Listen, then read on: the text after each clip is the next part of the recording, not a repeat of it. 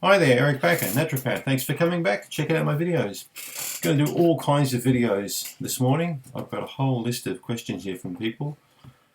Let's have a look. Mold questions, flatulence questions, colonic questions.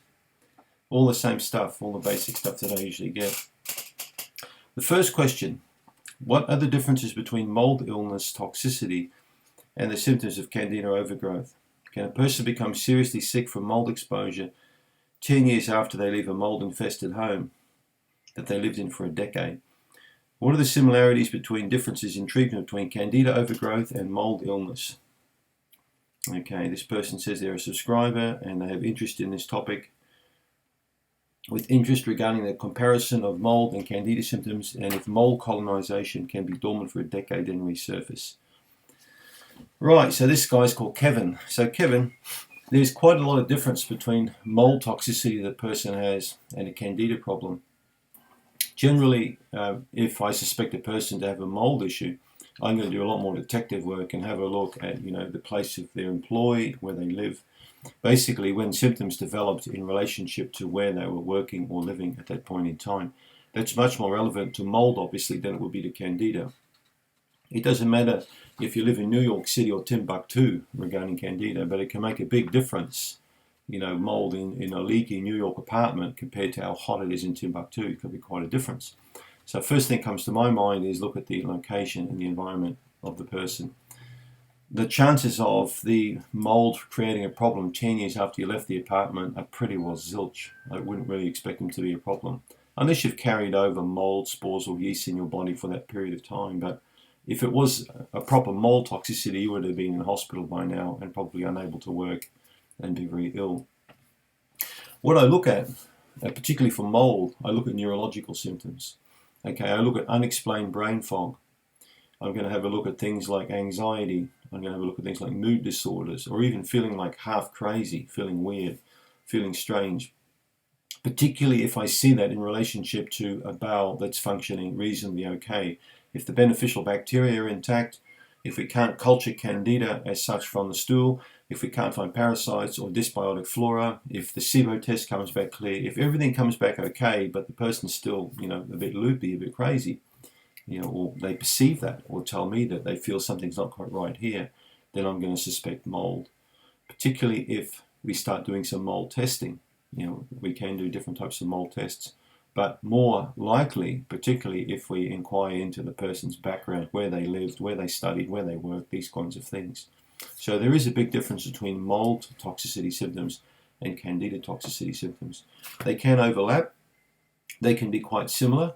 The closest thing to mold toxicity problem that a person's going to have, in my opinion, is a lack of beneficial bacteria.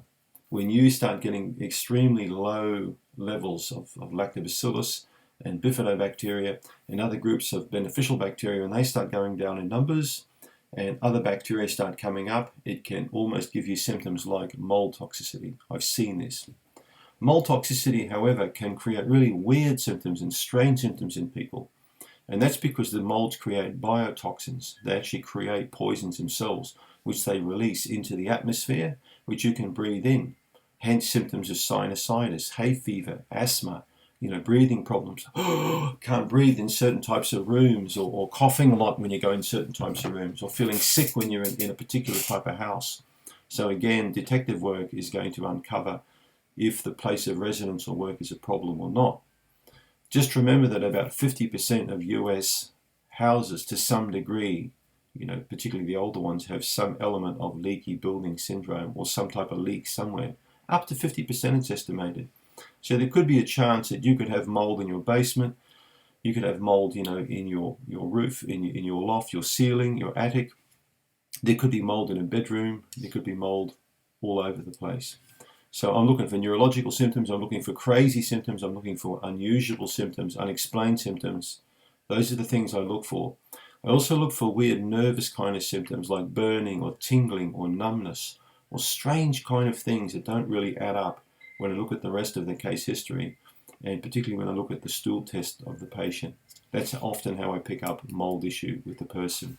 And then generally when I inquire further, the person will say, yes, Mr. Bakker, I live in Oregon in some crappy cheap rental for 2 years, and it was moldy and it was crappy. I myself lived in a house when I was in my 20s that used to grow this mold on the wall, and every time it rained tons, like lots of rain in winter, I'd get up in the morning and there'd be about 1 or 2 inches of water in the bedroom. That was my kind of existence when I was young. So needless to say, I got very, very sick, from the environment. I would never ever live in any kind of moldy environment again. And hence you can see this new construction around me. So about 5 years ago, we decided to do a bit of an extension, and I built my clinic all out of brand new materials upstairs, mold free, and I can breathe easy now. So the difference between mold illness and Candida are quite vast. With Candida, particularly if we find it in the stool, we're going to expect more sugar cravings. We're going to expect more gut kind of problems. I don't tend to see the sugar craving so much in the mold illness as I would the neurological symptoms. The cravings tend to be more Candida albicans related, not particularly to molds, green or black or blue molds actually that actually can live in wall cavities. So to answer your question, Kevin, I don't think there's a link between any current problems you may assume are mold related from 10 years ago. I think that's too far back, in my opinion. But I'd be interested to hear any more about any mold testing you've had done. Thanks for the question. I hope that answers your question.